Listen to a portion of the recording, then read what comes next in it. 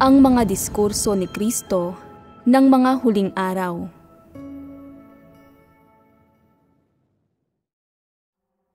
Mga salita sa paghahanap at pagsasagawa ng katotohanan. Sipi. Kapag nahaharap sa mga bagay-bagay, lubhang mahalaga na hanapin ang katotohanan. Kung hahanapin mo ang katotohanan, hindi mo lamang malulutas ang problema, kundi maisasagawa at makakamit mo pa ang katotohanan. Kung hindi mo hahanapin ang katotohanan, at sa halip ay ipipilit mo ang sarili mong katwiran, at palagi kang kikilos ayon sa sarili mong opinyon, hindi mo lamang hindi malulutas ang problema ng sarili mong katiwalian, kundi sadya ka ring magkakasala, at ito ay ang landas sa paglaban sa Diyos. Halimbawa, ipagpalagay na pinungusan ka sa pagganap sa mga tungkulin mo at hindi mo hinahanap ang katotohanan, kundi sutil mong binibigyang diin ang sarili mong katwiran. Maaari mong isipin, nagawa ko na ang gawain ko at wala akong ginawang lantarang masama. Pero hindi lamang ako pinungusan dahil sa ilan kong pagkakamali, kundi ako rin ay inilalantad at hindi nirerespeto na nagpapakita na hindi ako gusto. Nasaan ang pag-ibig ng Diyos? Bakit hindi ko ito makita? Sinasabing mahal ng Diyos ang mga tao, kaya't paanong ang iba ay minamahal ng Diyos, pero ako ay hindi? Bubuhos ang lahat ng reklamo. Makakamit ba ng mga taong nasa gayong kalagayan ang katotohanan? Hindi. Kapag nagkakaproblema sa relasyon mo sa Diyos, at sa halip na lutasin mo ang mga ito, baguhin mo ang iyong sarili, at isantabi mo ang iyong mga nakalilin lang na pananaw at may pagkiling na ideya, ay sutil kang lumalaban sa Diyos. Hahantong lamang ito sa pag-abandona sa iyo ng Diyos at sa pagtalikod mo sa Kanya.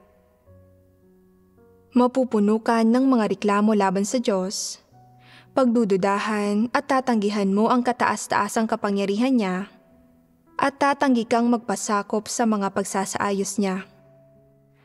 Ang mas malala pa, itatanggi mo na ang Diyos ay katotohanan at ang Kanyang pagiging matuwid. At ito ang pinakamatinding paraan ng paglaban sa Diyos. Pero kung hahanapin mo ang katotohanan sa lahat ng bagay, mauunawaan mo ang kalooban ng Diyos at magtatamu ka ng landas na matatahak mo.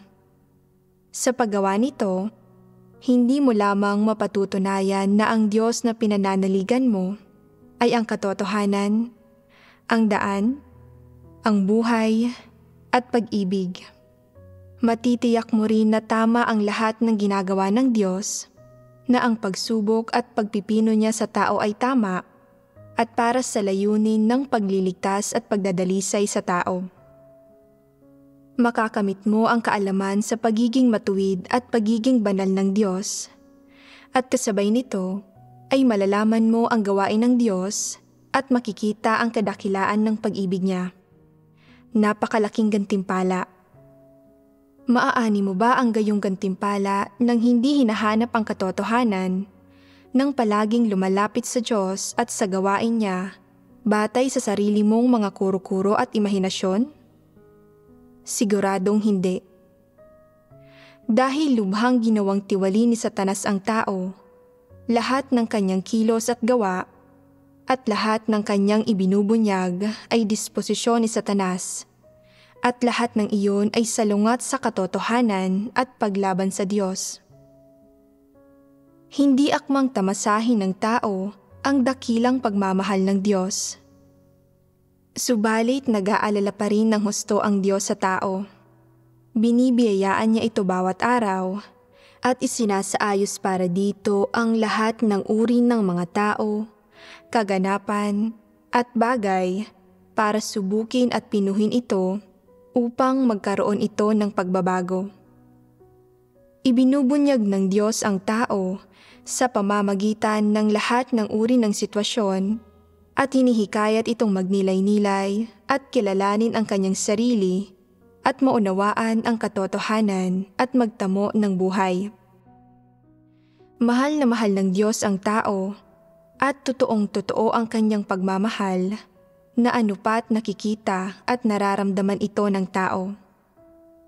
Kung naranasan mo na ang lahat ng ito, madarama mo na lahat ng ginagawa ng Diyos ay para sa kapakanan ng kaligtasan ng tao at na ito ang pinakatunay na pagmamahal.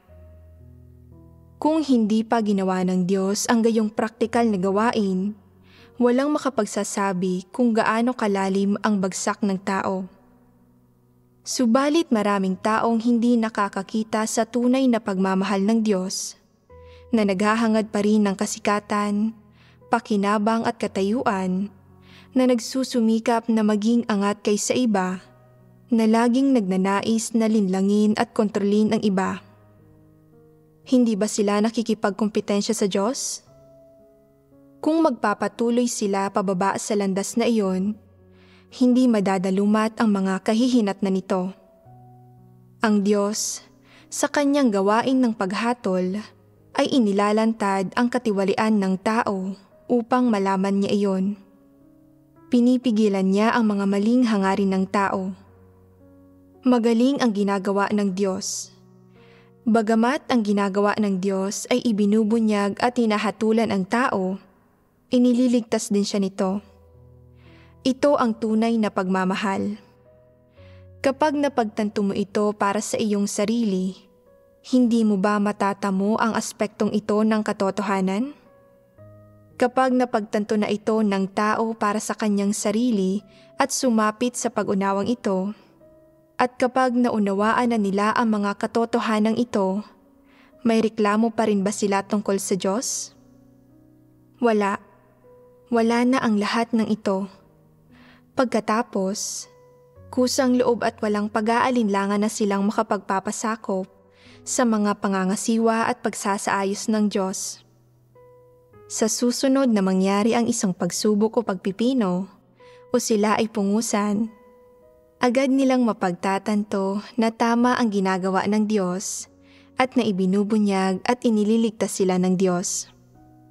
Hindi magtatagal ay magagawa na nilang tumanggap at magpasakop, makapagpapasakop sa Diyos nang hindi binibigyang diin ang sarili nilang katwiran, nang walang mga kuro-kuro at reklamo.